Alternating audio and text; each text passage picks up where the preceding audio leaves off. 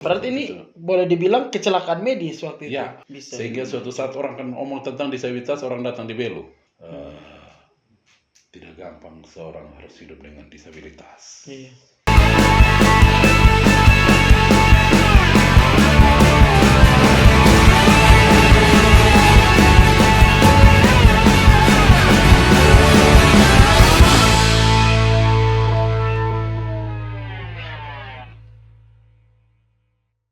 Selamat malam teman-teman, jumpa kembali dengan saya Pascal dalam acara Manifesto Podcast. Hari ini kita kedatangan seorang bintang tamu. Dia adalah salah satu foundernya komunitas Kumpesa Rai Belu. Langsung saja kita sambut Kakak Sam. Iya. Malam Kakak. Malam-malam ya. Apa kabar hari ini? Puji Tuhan, kabar baik selalu. Luar biasa. Kesibukan apa sekarang? Kesibukan hari-hari ini ya masih tetap yang sama dalam kegiatan yang bagi saya menjadi seorang advokasi untuk Yes. hal-hal yang dalam hal sosial, Iya. khususnya bagi kelompok rentan dan kelompok yang termarginalkan, kira-kira begitu. Oh, luar biasa sekali. Iya. Kakak ini kan salah satu pendiri daripada komunitas ini, Kumpesa Rai Belu. Kumpesa Rai Belu Iya. itu. Sejak kapan kakak berdirinya komunitas ini? Komunitas ini berdiri sejak tanggal 13 November 2019. 2019 ya kakak? Iya. Tapi prosesnya tuh sebelum bulan-bulan itu, tapi pada saat itu kita anggap saja deklarasi awal itu dia punya titik awal di tanggal 13 November 2019. Jadi waktu itu kita semua beberapa orang kita berkumpul di PMI, kantor PMI yang di Kantor PMI, Kilo 2 sini? Ya, 2019 ya waktu itu? 2019. Oh, Iya. 2019, oke, luar biasa. Kakak itu apa, orang bilang kalau belum kenal itu katanya tak sayang. Oh. Mungkin kakak ceritakan sedikit kakak punya profil sebelumnya, sebelum kita bahas tentang komunitas yang lebih dalam. Oke. Coba. Profitnya saya nih kan Yes. lahir besar di Belu. Ya. Papa saya memang orang Sumba yang dimana dia itu waktu dia polisi. Polisi ya, seorang Ya, polisi papa. polisi dan ditugaskan di Kabupaten Belu sampai pensiun dan juga sudah almarhum. Sudah almarhum, Lalu ya? ya, Oh. papa saya. Kalau Iya. papa saya orang Cina Biboki. Oh, Cina Biboki. Cina Biboki ya. Saya anak, kita 5 bersaudara dan Yes. saya anak yang bungsu. Dalam lahir awalnya memang saya dalam kondisi yang normal. Oh. Umur 1 tahun itu saya bis normal, Yes. tetapi satu waktu Iya. saya mengalami panas tinggi yang tak kunjung turun lah, kira gitu. Oke. Orang tua panik Yes. dan harus dibawa ke namanya dokter Made kalau tidak saya. Saya masih ingat pada saat itu. Umur berapa itu? Umur 1 tahun. 1 tahun waktu itu. Tapi ingatan saya keras sekali pada saat itu karena rumah saya itu kami di asrama polisi. Asrama polisi, tahu kan asrama polisi di situ dan Lapangan basket situ. iya itu sudah. Iya. Asrama polisi yang depan basket situ. Saya masih ingat waktu itu jalan dengan papa saya jalan kaki saja ke dokter itu masih di rumah sakit itu. Rumah sakit Mingsinyur, Abdul Malik. Ya, Oke. ke situ masih jalan kaki karena panas tinggi. Zaman itu kan kita tidak punya kendaraan. Iya. Jadi jalan kaki lewat susteran situ ke sana. Yes. Dan pada saat itu karena masih panas tinggi, Iya. dokter ini langsung injek suntik gitu lah. Suntik dan hari itu juga saya langsung jatuh, tidak bisa jalan. Oh, walah. Dia langsung polio di kaki kanan Yes.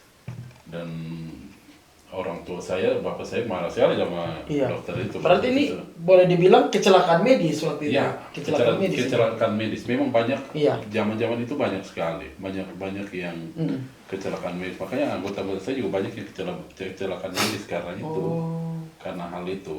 Iya. Pada saat itu kan tidak ada imunisasi yang sekarang Iya. ini akhirnya sudah tidak kenal lagi polio seperti itu. Jadi saya kena di situ gitu, seperti itu dok. Gitu. Oke, Kak, itu biografi singkat dari Kak Sam ya. Iya. Oke, kita bergerak lebih lanjut Kakak. Ini cikal bakal berdirinya komunitas itu sejak kapan Kakak? Cikal bakal itu, Iya. saya tuh waktu itu saya punya Yes. komunitas juga sama teman-teman namanya PPDI. PPDI. Iya. Iya. Itu juga disabilitas itu. Itu waktu itu saya di Jayapura. Di Saya Jayapura. PPDI, dalam PPDI itu Iya. kembali dari sana 2015 kembali ke Tambua, dan saya berpikir pingin bentuk juga di sini, tapi tidak tahu di jalannya mau ketemu teman-teman di mana. 2019 waktu itu. Enggak, 2015 saya Oh, kan datang. 2015, 2015 saya datang, Iya. terus pingin buat juga seperti waktu saya di Jayapura. Oke, ini Cuma mimpi. Waktu itu masih dalam mimpi. punya dalam mimpi saja pingin buat Iya. sini, tapi caranya entah gimana. Saya sempat diajak masuk di Pertuni, Persatuan Tunanetra yang ada di Belo. Yes. Nah, di situ tapi jadi relawan. Cuma saya pikir saya Iya. pingin membentuk sesuatu yang semua ada di dalam gitu. Oke. Tidak dari satu di jenis disabilitas, tetapi ada semua. Baik ada fisik, ada sensorik segala macam ada di dalam, baik tunanetra ya semua di dalam. Karena saya ingin yang seperti itu, semua ada di dalam gitu. Iya. Saya tidak mau hanya cuma satu. Kalau cuma satu ragamnya bagi saya itu eksklusif. Tapi kita mau berjuang menjadi sesuatu yang inklusif. Iya. Inklusif itu artinya terbuka untuk semua. Mengikutsertakan semuanya. Semuanya ada di dalam. terlibat ya. Semuanya terlibat di dalam, Oke. sehingga kita punya kekuatan itu lebih kuat, kan begitu. Iya. Dan akhirnya itu terjawab di 2019. 2019 dikenalkan oleh saya dengan Kak Vina dari Persani, juga itu komunitas disabilitas yang ada di Kupang. Iya. Dengan Kak Vina itu juga polio itu kaki kanan, Yes. kursi roda. Dan di situ Kak Vina mendorong kita untuk ayo bentuk juga di Belu dong, untuk komunitas disabilitas. Iya. Yang dibentuklah kita. Jadi pertemuan dengan Kak Vina itu menjadi trigger ya, menjadi trigger. Ya, itu menjadi titik awal di adanya Kompesa lah di Kabupaten Belu. Di support sama yayasan, ada yayasan LSM namanya Pijar Timur, juga Plan Indonesia kayak gitu. Itu tahun 2019. 2019. Dan tidak terasa sekarang dia sudah masuk ke umur yang kelima ya. Iya, Umur tidak kelima. terasa sudah masuk ke tahun kelima. Itu ya prosesnya luar biasa sih. Kakak bisa ceritakan sedikit dia punya suka duka bangun ini komunitas ini. Saya pikir bahwa ini tidak gampang juga komunitas ini dibangun. Suka dukanya itu seperti apa kakak? Kalau saya suka karena satu, pertama saya bisa bertemu dengan orang-orang luar biasa yang berbeda-beda kondisinya. Itu pertama. Juga sukanya saya bisa bagian dari perjuangan ini, perjuangan untuk orang-orang yang punya secara fisik mereka terbatas seperti saya juga. Iya. Dan juga bagi saya mereka orang-orang yang termarginalkan, baik di dalam keluarga, baik di masyarakat, baik di dalam support dari pemerintah. Nah, saya terdorong di situ sebagai salah satu. Saya tidak mudah salah satu yang punya bisa berjuang untuk itu. Makanya saya sangat merasa itu menjadi sesuatu yang baik, sisi positifnya di saya itu seperti itu. Kalau bicara sukanya seperti itu, tapi kalau bicara duka, ya duka artinya banyak kita temui yang gimana hak itu belum diperoleh oleh orang-orang disabilitas. Itu saja dukanya seperti itu. Misalnya apa saja hak-hak yang belum diterima oleh hak-hak yang belum diterima tuh contohnya di dalam rumah tangga, dalam rumah lah. Dalam rumah, Dalam rumah itu masih ada kan kalau misalnya bicara ngomong misalnya ada kegiatan atau apa, masih ada keluar, lu tunggu saya di sini gitu, lu tidak usah ini, lu bisa apa nanti, lu bisa seperti ada diskriminasi seperti itu gitu. Lu tunggu saya biar kami yang pergi gitu. Dia ini tidak bisa gitu, lu bisa apa nanti, lu tunggu sini saja. Padahal tidak boleh seperti itu gitu. Dia punya hak sudah hilang dari situ. Nah, itu bagi saya begini. Di saat dari keluarga sudah tidak mengakui dia sudah kehilangan namanya hak asasi manusia dari keluarga. Sekali. Gitu. Belum lagi kalau keluarga sudah tidak mengakui, apalagi orang luar. Tambah lagi dibully. Iya kan. Dia sudah kehilangan semua. Jadi tidak boleh terjadi seperti itu. Kalau saya sangat sekali melawan hal-hal seperti begitu, tidak boleh ada. dia tidak pernah meminta, dia tidak punya pilihan untuk dia terlahir seperti itu. Yes. Dia tidak punya pilihan bahwa dia harus lahir di keluarga itu. Iya, Gitu. benar. Tetapi bagaimana kita yang dimana dia tidak punya pilihan, kasih dia kesempatan, support dia, dorong dia, Iya. gitu. Kasih dia semangat, kan seperti itu. Yes. Karena dia manusia, dilahir sebagai manusia bukan binatang, kan begitu. Benar.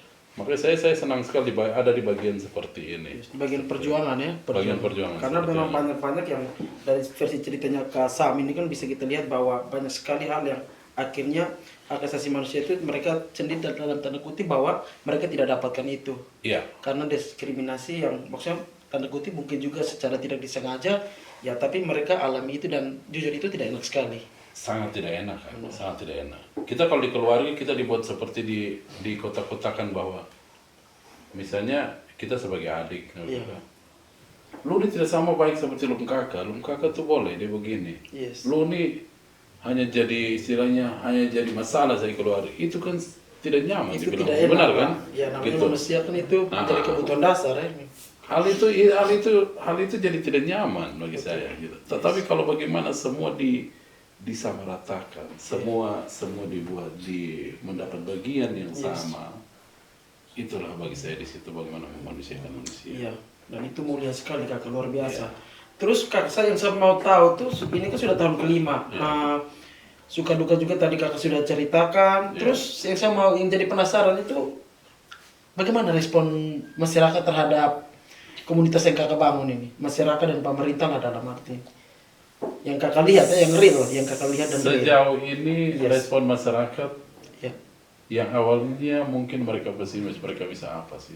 Iya. Gitu, kami bisa apa? Tapi begitu kami bergerak dengan bermitra dengan LSM, dengan pemerintah lewat program-program yang kami jalani, itu akhirnya mereka bisa tahu ternyata, oh mereka ini ternyata bisa. Mereka Oh bisa. ini ternyata mereka bisa ya. Mereka bahkan lebih percaya diri daripada kita. Secara fisik mereka terbatas, tetapi untuk secara mereka bisa sosialisasi, mau berjuang, omong untuk kepentingan banyak orang, mereka percaya diri mau omong dan mereka berani lakukan. Nah itu yang kami tunjukkan di situ. Yes. Jadi selama perjalanan ini memang awalnya pasti orang pesimis, itu normal. Bagi saya manusiawi. Tetapi itu tidak menjadi hambatan untuk kami. Kami tunjukkan pada prestasi apa yang kami lakukan, gitu. Apa yang kami lakukan bersama pemerintah juga awalnya mungkin berpikir, ini jangan sampai seperti yang lalu-lalu saja, ini buat kelompok hanya terakhir ujung-ujungnya proposal. Artinya bahwa tujuan itu tidak murni. Nah, tujuan seperti itu, tapi kami membalikan mindset itu tidak seperti itu. Boleh tanya di pemerintah siapa saja, apakah Kumpesa hari sampai detik ini ada pernah kasih proposal di pemerintah tidak ada. Saya jamin tidak ada. Kalau orang mengatasnamakan itu mengkali oknum. Tapi dari Kumpesa lewat dari saya tidak pernah ada. Yes. Gitu. Dan Kakak cukup menjaga itu nilai ya, menjaga itu. Saya sangat menjaga nilai itu. Gitu. Saya sangat menjaga nilai itu. Gitu. Saya tidak mau kami di stigma lagi seperti itu kalau kita mau proposal seperti itu. Tetapi kalau mau mendukung program pemerintah, kami bayar harga juga untuk itu. Iya. Dan Kakak itu maksud dari versi ceritanya Kakak ini luar biasa ya, bagaimana Kakak mencoba untuk merubah paradigma teman-teman sendiri, bagaimana orang memandang tidak bisa, tapi ya akhirnya harus bisa, dan Kakak membuktikan itu. Kemudian bagaimana setelah program, maksud setelah ini sudah 5 tahun itu kan tanggapan dari masyarakat. Kalau pemerintah sendiri Kakak melihatnya bagaimana terhadap ini komunitas yang menurut saya penting sekali sih. Bahkan kalau saya melihat bahwa ini harusnya menjadi tanggung jawabnya pemerintah. Bagaimana respon pemerintah terhadap komunitas ini, Kakak? Bagi saya respon akhirnya pemerintah merasa perlu ada juga. Kita tuh sebagai memang kita eksternal, tetapi ingat bahwa hadirnya kita menjadi penyeimbang untuk pemerintah, jalannya pemerintahan. Dari sisi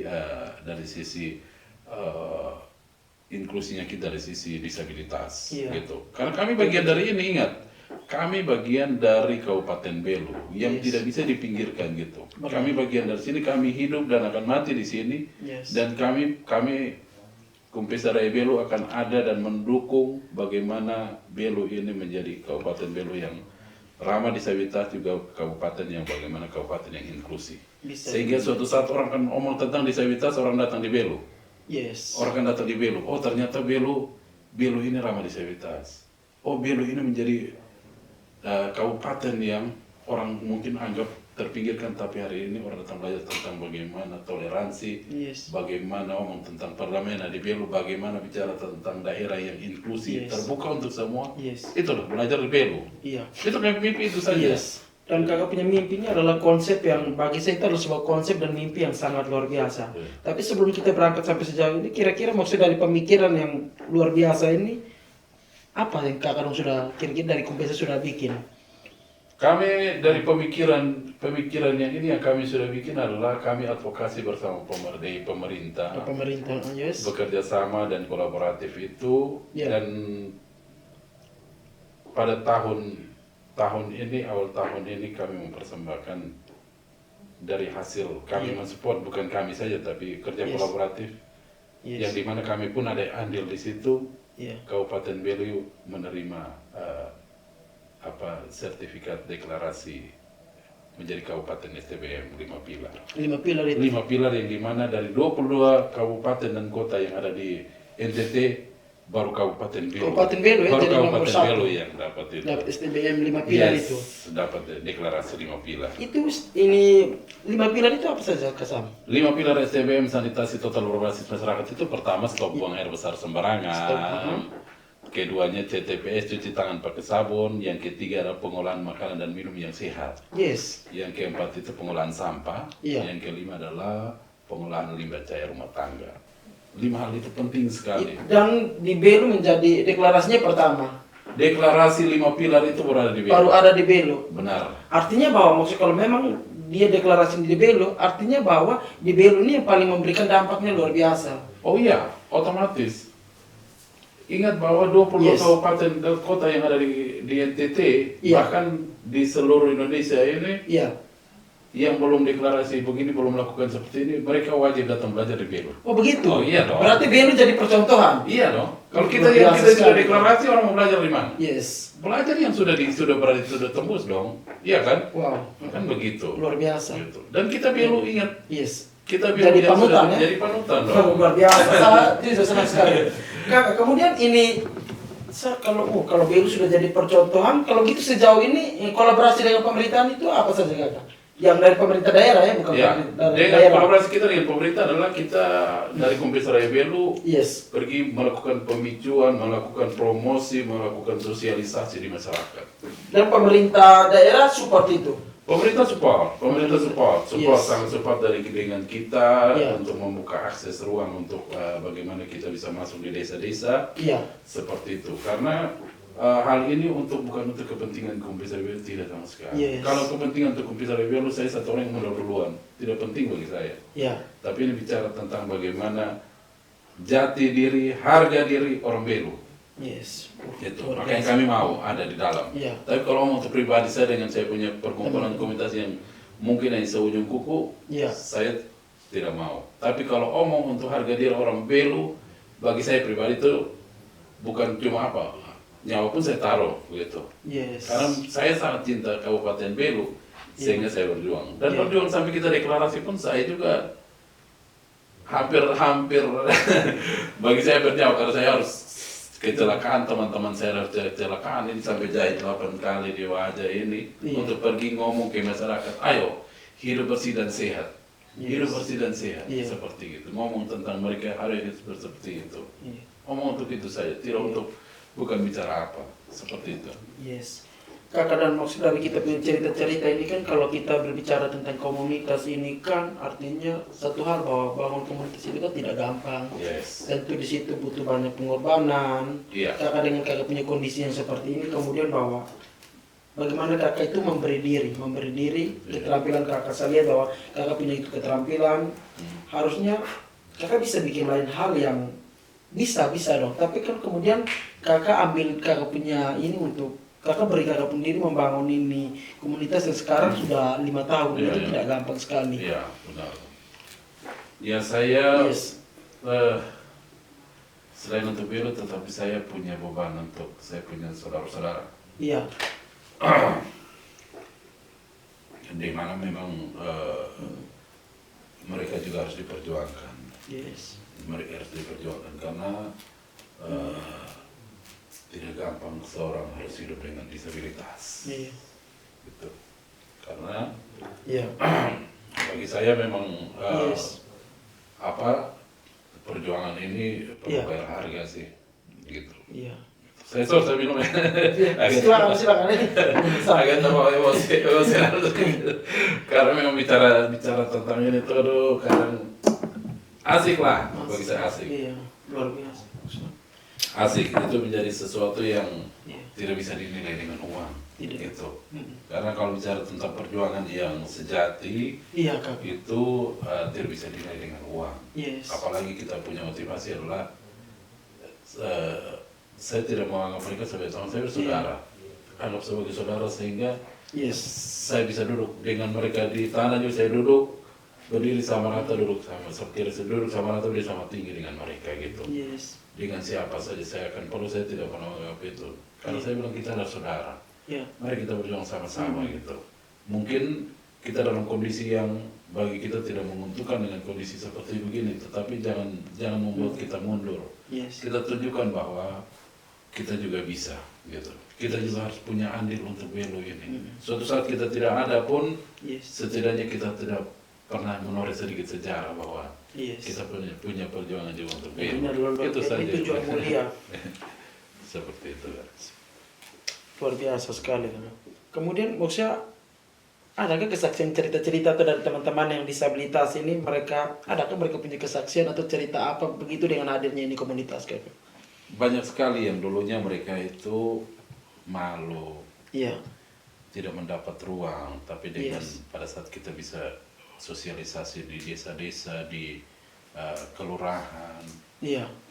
walaupun mereka tidak bicara tapi mereka bisa duduk di depan, itu bagi mereka, waduh, ini pertama kali nih saya bisa duduk bersama sejajar nih, walaupun kepala desa, Iya. saya bisa duduk sama dengan camat, bisa duduk sejajar dengan lurah, Iya. duduk bisa berhadapan, bisa ngomong dengan Pak Bupati. Yes. Bagi mereka itu suatu loncatan yang luar biasa. Luar Tidak pernah biasa mereka sekali. dapat seperti begitu. Selama ini kan Iya. Domlan selalu dianggap kalian di situ saja, Yes. bukan bagian kalian. Tapi walaupun tidak bicara, mereka sudah dulu mereka bilang, aduh kakak, ternyata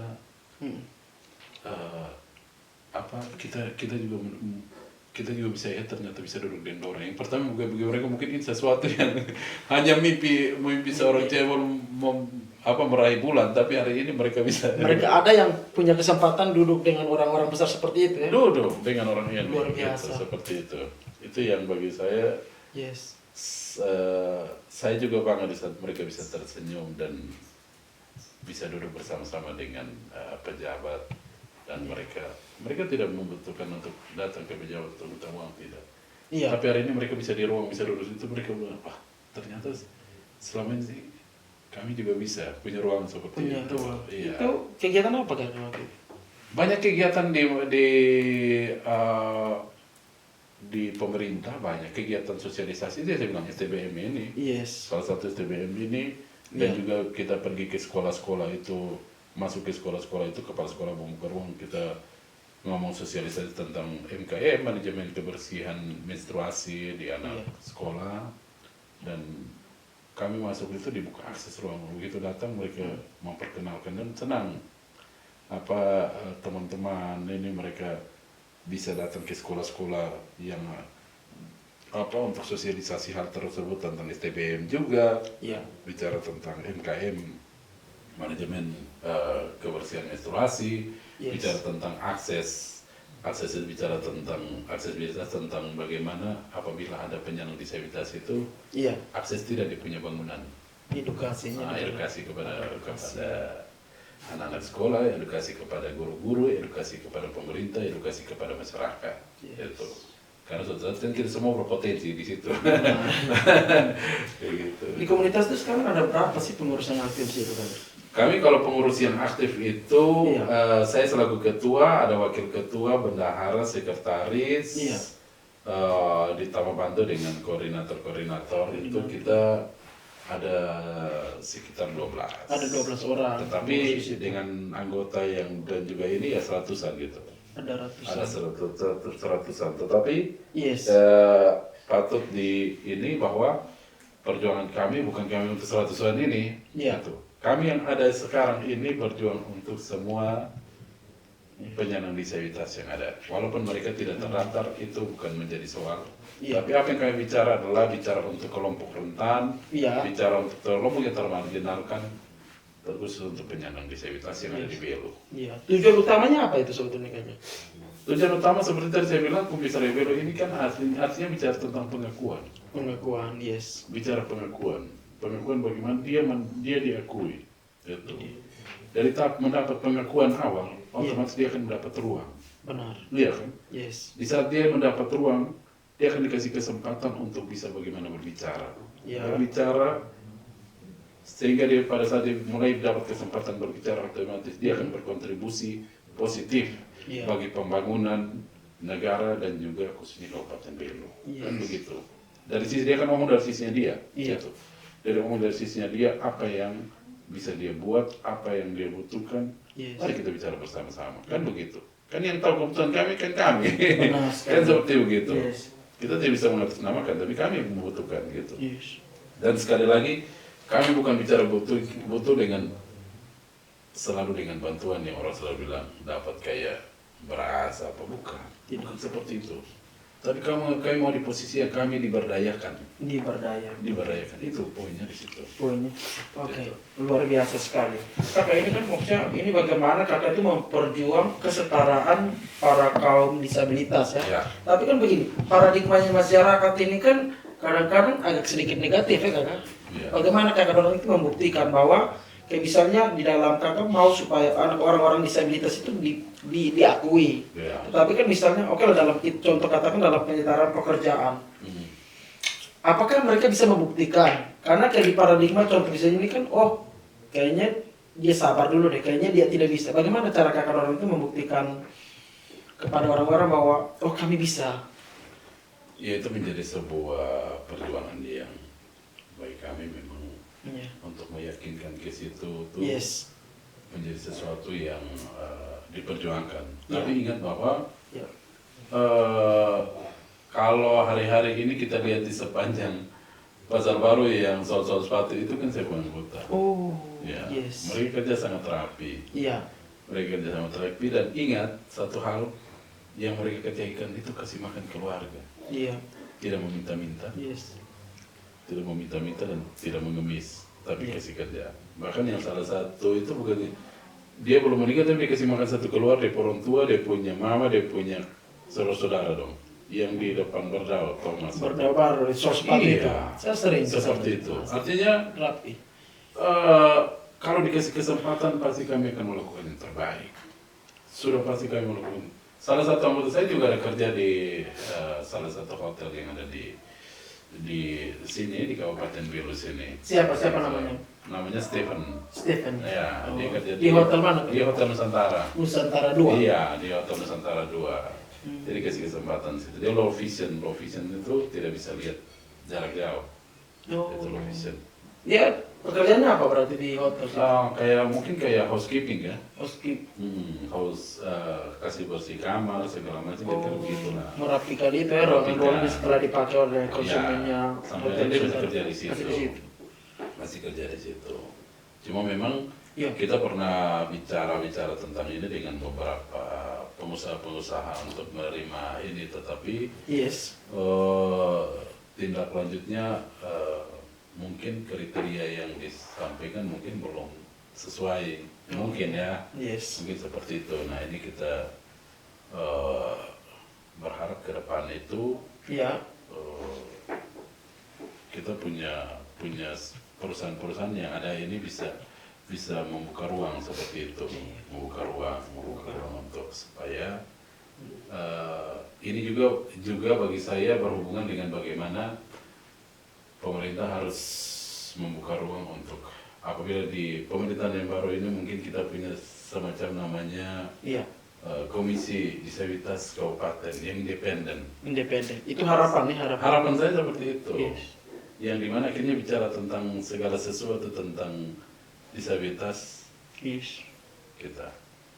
Itu domainnya kita gitu, domainnya kita, sehingga lebih maksimal. Yes. Karena kalau semua dikasih semuanya di dinas sosial, Iya. saya rasa tidak maksimal. Karena dinas sosial kan bukan urus. Nanti kita beri ngomong, mereka kan bilang, kami bukan cuma urus disabilitas nih, kami urus lansia, kami urus orang yang kurang mampu, kami urus begini-begini.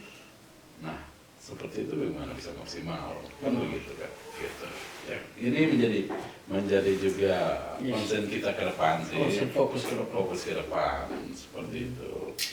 Luar biasa sekali ya. Bagaimana lahirnya komunitas ini kemudian bahwa memberikan dampak bagi teman-teman penyandang disabilitas yang Ya, sehingga mereka secara pribadi juga ada yang menambah kepercayaan diri ya, dan itu luar biasa sekali.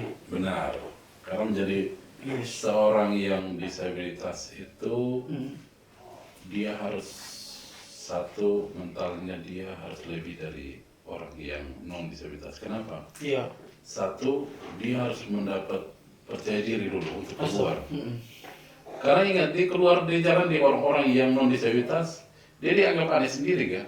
Apalagi kalau misalnya dia jalan tidak normal Mm-mm. atau dia tidak bisa bicara, kan orang lihat aneh sendiri kan begitu. Benar. Iya kan. Nah itu saja dia perlu mental untuk bisa hadapi itu. Yes. Iya kan. Mental untuk saya bisa percaya diri dulu. Dia perlu mental di situ. Belum lagi dia harus hadapi dengan orang yang bully lagi. Iya kan. Yes. Belum lagi dia dihadapi dengan orang yang bilang apa pada saat dia, apalagi kalau kalimat yang orang keluar bilang begini, Iya. kesiannya dicacat. Bahasa cacat itu tidak nyaman Pak. Itu tidak nyaman. Sangat tidak nyaman. Iya. Ingat, cacat itu bagi barang, bukan kita manusia. Yes. Barang misalnya Iya. Pak beli dari dealer, keluar datang motor baru beli, keluar dari dealer, di spion ada pica retak. Oh ini produk yang cacat. Iya. Iya kan? Yes. Dia gagal produk gitu. Nah kita kan manusia, bagaimana dia bilang produk gagal? Benar. Pasti tidak nyaman, tahu benar kan? Betul sekali. Sehingga Yes. sebenarnya kalimat itu tidak nyaman gitu. Makanya Oke. undang-undang pun mengatur itu, Iya. bahwa bahasa itu sudah tidak bahasa, tapi bahasanya tentang disabilitas. Yes. Orang-orang yang berkebutuhan khusus Iya. dengan Iya. seperti itu. Kak, terus ini bagaimana mereka tadi maksud akhirnya poin di sini adalah bagaimana penyandang disabilitas ini mau diakui. Kemudian komunitas apa sih program-program yang dibuat komunitas ini sehingga bisa mengupgrade kapasitas orang-orang yang ada di dalam komunitas ini? Adakah program-program Ada yang program-program dibuat? capacity building yang kita lakukan kerjasama dengan beberapa NGO. Iya. Seperti itu. Banyak program seperti itu. Jadi pelatihan capacity building itu sering kita lakukan. Iya. Bukan kami yang lakukan, tapi dilakukan oleh NGO, tetapi kami sebagai peserta. Sebagai peserta. Nah, sebagai peserta. Bahkan dengan kami pun, Iya. kami punya standar loh. Punya standar kalau kerjasama misalnya, Iya. ada kerjasama dengan salah satu NGO, mau kerjasama dengan kita, mau membuat sebuah program, Iya. kami punya budgetnya sekian, seperti ini, budgetnya sekian, ini pelaporannya seperti ini. Iya. Kami sampai segitu.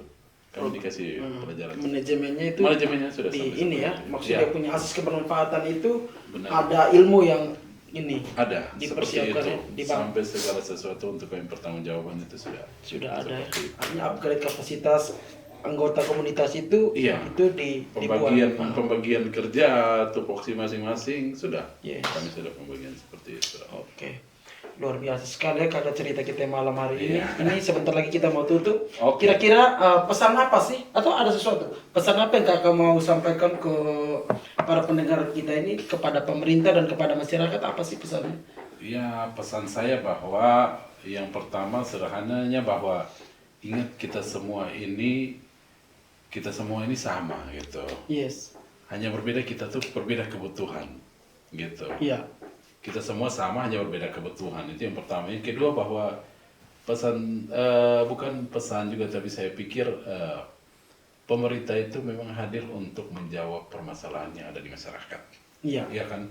Nah, kami tidak menuntut banyak, tetapi segala sesuatu apa yang dilakukan oleh pemerintah, libatkan kami lah dalam Yes. baik dari perencanaan sampai pengambilan keputusan, eksekusinya, bahkan sampai monitoring evaluasi. Kami siap membantu mendukung gitu. Iya. Kami siap membantu mendukung untuk setiap program-program pemerintah gitu. Kami selalu akan ada di dalam sebagai penyeimbang, sebagai penyeimbang untuk pemerintah dan juga untuk masyarakat. Jangan malu apabila punya anak, punya saudara yang disabilitas. Yes. Akui dia manusia. Akui dia, beri dia semangat, beri dia support bahwa dengan kondisi seperti itu pun Tuhan izinkan terjadi, tetapi bahwa pasti dia punya sesuatu yang bisa bermanfaat bagi orang banyak. Itu yang memang harus digali kembali. Ya, pesan saya seperti itu, bahwa yang terakhir bahasa Inggris bilang no one left behind. Jangan ada yang tertinggal di belakang. Mari kita berjalan bersama-sama. Luar biasa sih. Oke, poinnya tentang pengakuan dan penerimaan. Ini pesan yang disampaikan oleh Kakak Sam ini artinya pesan untuk teman-teman. Secara saya pribadi pun saya merasa bahwa itu sesuatu yang luar biasa, dan tentu bahwa itu tidak saja saya simpan di dalam otak, kepada para pemirsa Manifesto Film juga sama, bahwa hal luar biasa yang disampaikan oleh Kakak Sam ini perlu untuk kita semua simpan. Itu tidak di pikiran, tetapi mari kita sama-sama untuk simpan di dalam hati. Terima kasih Kakak Sam sudah luangkan waktu yang luar biasa untuk bisa hadir di dalam ruang Manifesto Podcast.